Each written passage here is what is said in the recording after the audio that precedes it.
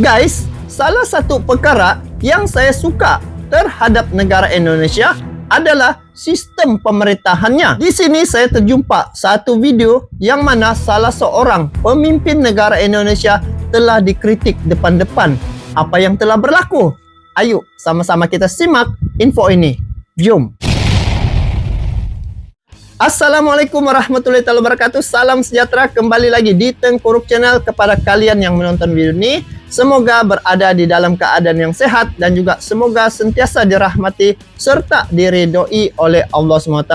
So, untuk kali ini saya akan mereact tentang sistem politik yang ada di negara Indonesia. Menariknya, pada negara Indonesia nih, walau besar, walau ramai penduduknya, hampir 300 juta jiwa, dia punya pemimpin tidaklah seramai negara-negara lain, tetapi Indonesia dia mampu untuk mentadbir negaranya sehingga begitu maju dan telah terbukti apabila Indonesia antara negara termasuk dalam grup ataupun termasuk dalam G20, yaitu negara-negara yang mempunyai ekonomi yang kukuh. Kali ini saya akan react satu tajuk, yaitu Pak Jokowi suka dikritis. Rocky Gerung tampil di luar dugaan.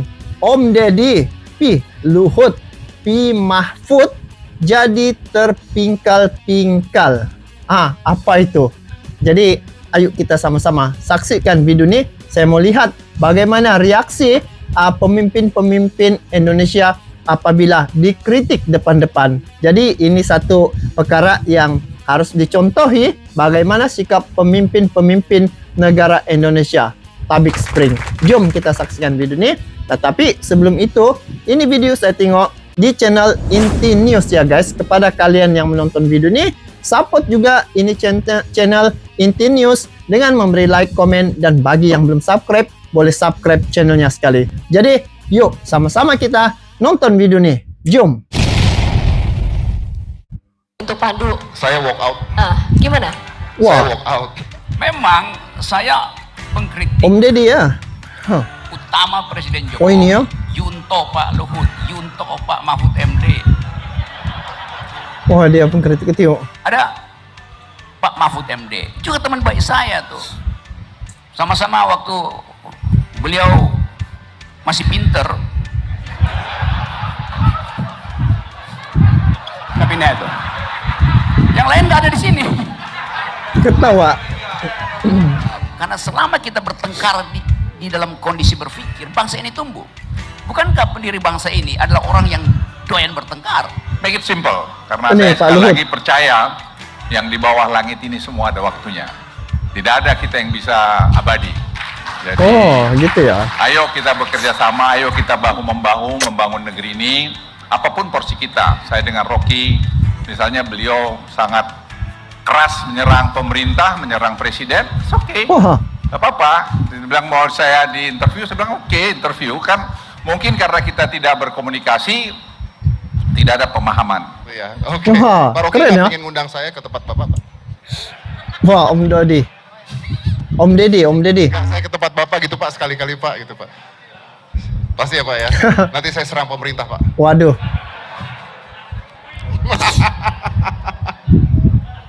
Oke, tapi ini jujur ya, pada saat saya lihat Pak Luhut ada di depan Pak Rocky Gerung, kayaknya indah banget gitu, Pak. Luar biasa banget itu, Pak. Gerung nih guys, gerunnya. Gitu kah? Apa maksud gerung itu?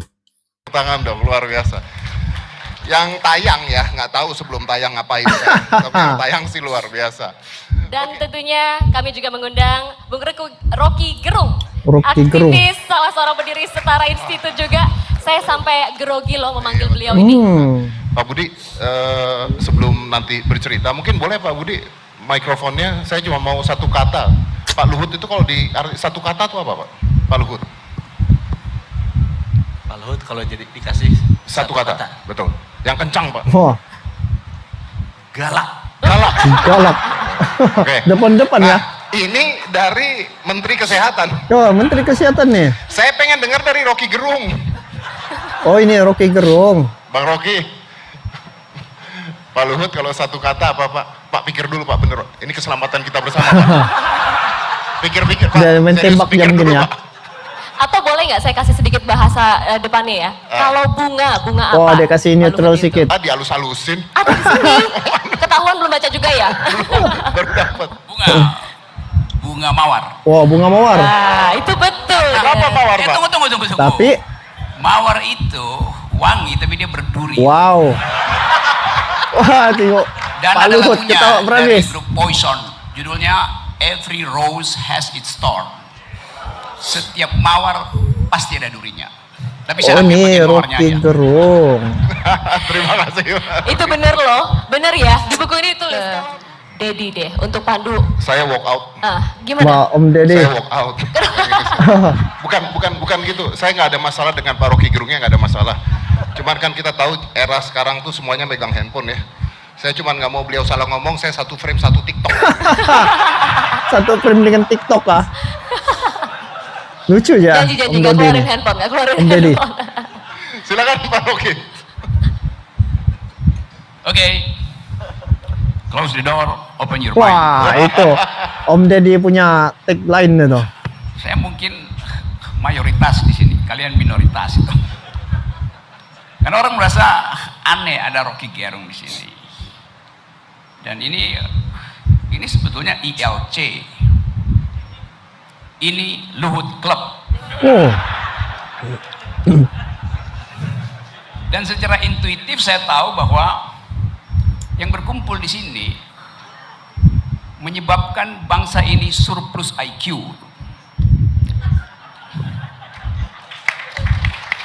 Ya. Memang saya pengkritik utama Presiden Jokowi, Yunto Pak Luhut, Yunto Pak Mahfud MD. Iya, sampai sekarang juga masih begitu. Tapi saya kritik dengan basis argumen, bukan sentimen. Itu yang ingin saya aktifkan dalam politik Indonesia tuh. Ucapkan argumenmu, jangan simpan sentimenmu. Kan itu prinsip juga dalam militer, begitu kan? Pak Sintong tuh. Yang disebut army readiness, kesiapsiagaan tentara tuh.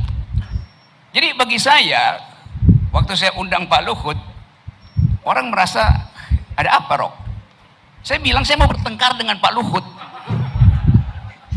Kenapa? Karena pikiran hanya disebut pikiran kalau dipertengkarkan. Kalau Anda punya pikiran dan tidak ada yang membantah pikiran Anda, itu artinya Anda sedang berdoa, nggak boleh diganggu tuh. wow, masuk akal ya. Kalau pikiran kita tidak dibantah, itu ibarat doa, tidak mau diganggu. Oh, masuk akal. Itu bedanya berpikir dan berdoa.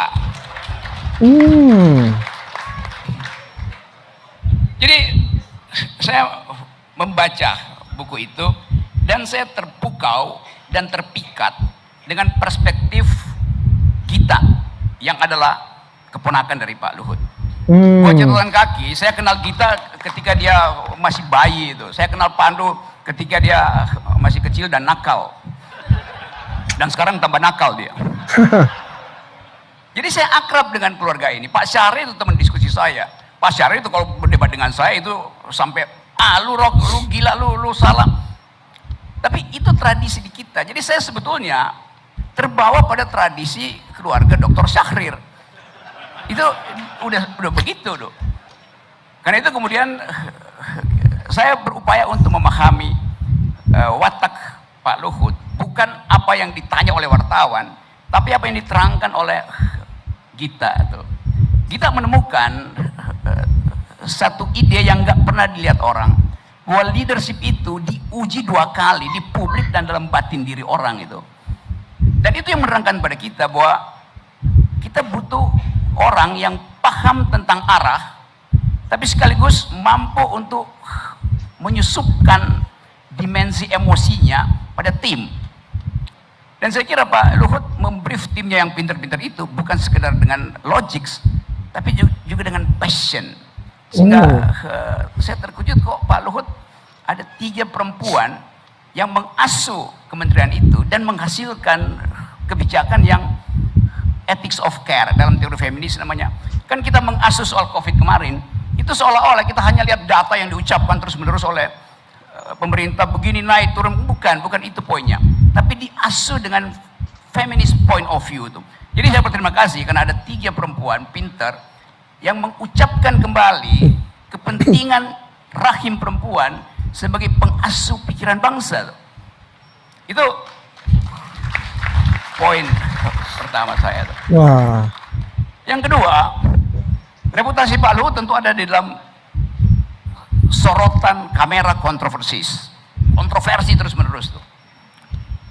Tapi kelihatannya dia nggak peduli, karena dia tahu arahnya. Tadi saya sebut beliau seperti bunga mawar, sekarang saya koreksi. Dia seperti bunga matahari itu. Wow, betul kara. Kemanapun ditanam, dia akan mencari matahari ke arah timur. Jadi ada yang final pada pikiran Pak Luhut, yaitu bangsa, negeri, persahabatan, etik. Keadaan ini yang membuat saya berpikir bahwa memang bangsa ini dituntun oleh seseorang yang lagi memegang tongkat Nabi Musa tuh. Wow. Itu yang saya maksudkan tuh. Karena orang membutuhkan perspektif. Nabi Musa tidak pernah menolak untuk memimpin, kendati dia nggak tahu ini dia bisa belangga itu laut. Dia ragu, tapi dia tahu dia harus menuju sesuatu. Tanah perjanjian itu Israel. Kegamangan orang begitu dapat perintah, dia mesti ukur dulu pasukannya cukup apa enggak. Benar. Pak Luhut menganggap bahwa saya bisa. Karena itu waktu saya bilang, Pak Luhut, Anda sebetulnya bukan sekedar disebut mampu menyelesaikan banyak masalah, tapi tahu apa yang harus diucapkan pada saat orang tidak punya pengertian tentang satu kasus. Ada Pak Mahfud MD, juga teman baik saya tuh. Sama-sama waktu beliau masih pinter.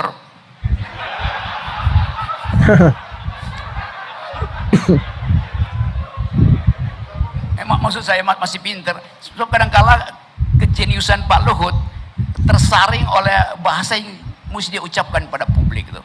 Pinter tetap, IQ-nya tetap. Karena itu saya juga akan bertemu dengan Pak Mahfud untuk bicara tuh. Jadi buat saya nggak ada problem, karena selama kita bertengkar di dalam kondisi berpikir, bangsa ini tumbuh. Bukankah pendiri bangsa ini adalah orang yang doyan bertengkar, membaca buku? Haji Agus Salim, Sultan Syahrir, Natsir, segala macam itu orang yang membaca buku dan mampu bertengkar berjam-jam dan tetap bersahabat. Jadi wilayah ini yang hilang, yang ingin saya pulihkan sebetulnya. Nah, yang terakhir mungkin supaya kita masih bisa bercakap-cakap, tentu ini biografi versi teman-teman dekat. Saya membayangkan ada versi lain, Luhut di mata lawan-lawan politiknya tuh. Yes. Bagus. Karena buat nih. saya, lawan yang jujur lebih bermutu daripada kawan yang hipokrit. Betul. Lawan yang Oke, jujur. sebelum berlanjut ke arah yang bisa menimbulkan delik, saya berhenti dulu di sini. Terima kasih. Wah, bagus. Dan yang terakhir Pak Rocky Gerung, ada kata-kata aman Pak? Oke, saya selalu ditaruh di belakang tuh, udah kayak ILC aja. Tapi saya senang karena ada pembicaraan yang kendati masih samar-samar, tapi kita tahu bahwa ada hal yang hendak dituntut untuk diteruskan melalui pikiran Luhut Binsar Panjaitan. Dalam beberapa bulan ke depan kita akan masuk pada suasana ketegangan politik karena tahun pemilu. Kalau ketegangan dalam keluarga diselesaikan dalam buku, tapi kalau ketegangan politik kadang-kala diselesaikan lewat amplop, dan itu yang nggak boleh tuh. Nah, bagi saya Pak Luhut memberi semacam pedoman yang orang anggap sebagai berlebihan itu, tapi memang itu faktanya tuh, dengan segala macam jabatan. Saya mengusulkan di sebetulnya semester terakhir kepemimpinan Pak Jokowi ada semacam series public lecture dari kabinet public lecture, dan itu isinya mestinya ide yang akan dititipkan bagi mereka yang akan bertanding di 2024. Oh, nah guys, jadi apabila saya melihat ya video ini adalah kritikan depan-depan ya terhadap pemimpin yang ada di negara Indonesia ya. Kalau di sini macam ini Rocky Gerung ya, Bapak Rocky Gerung ya. Dia mengkritik, rasanya dia ini seorang aktivis ya. Jadi bagus juga kan ada pengkritik macam ni. Sekurang-kurangnya satu pandangan itu dapat dipikir semula ya. Saya tertarik dengan kata-kata tadi itu, yang mana kalau kita punya pikiran sendiri tanpa ada kritikan, ibaratnya langsung berdoa. Apa yang saya nampak pada pemimpin Indonesia ya, negara Indonesia, bila dikritik mereka terima dengan terbuka ya. Dan satu perkara yang menarik, jadilah seorang yang kiranya musuh itu mengkritik untuk kebaikan berbanding dengan kawan yang hipokrit.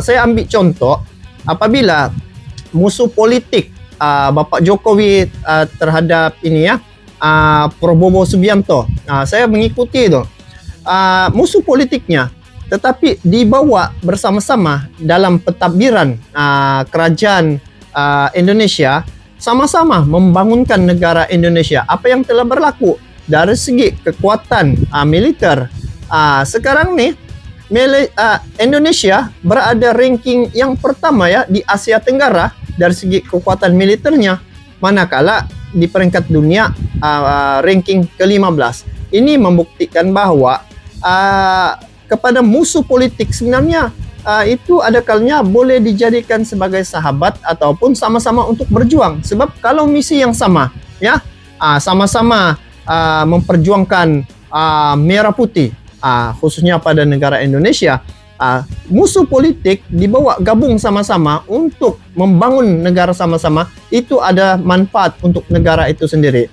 So apa yang saya lihat di sini, satu kemajuan dari segi pemikiran dan juga ideologi serta inovasi ya, di mana para pemimpin dia menerima pelbagai teguran dan juga perkara-perkara seumpama ini harus diteruskan, dan juga ini dapat membuktikan bahwa ketulusan itu akan berlaku terhadap apa-apa keputusan yang akan diperolehi nanti. So saya amat tertarik dan saya rasa Indonesia merupakan satu negara yang sekarang ini tengah membangun, dan walaupun di akhir-akhir pemerintahan Presiden Jokowi, saya mengharapkan di masa akan datang apabila Presiden Jokowi berganti presidennya, negara Indonesia akan lebih baik lagi daripada sekarang, dan saya yakin dan percaya Indonesia pasti boleh. So bagaimana pandangan kalian terkait dengan perkara ini? Kalian boleh komen di bawah. So itu saja untuk kali ini. Kita bertemu lagi di video akan datang. Sampai jumpa lagi. Assalamualaikum warahmatullahi wabarakatuh.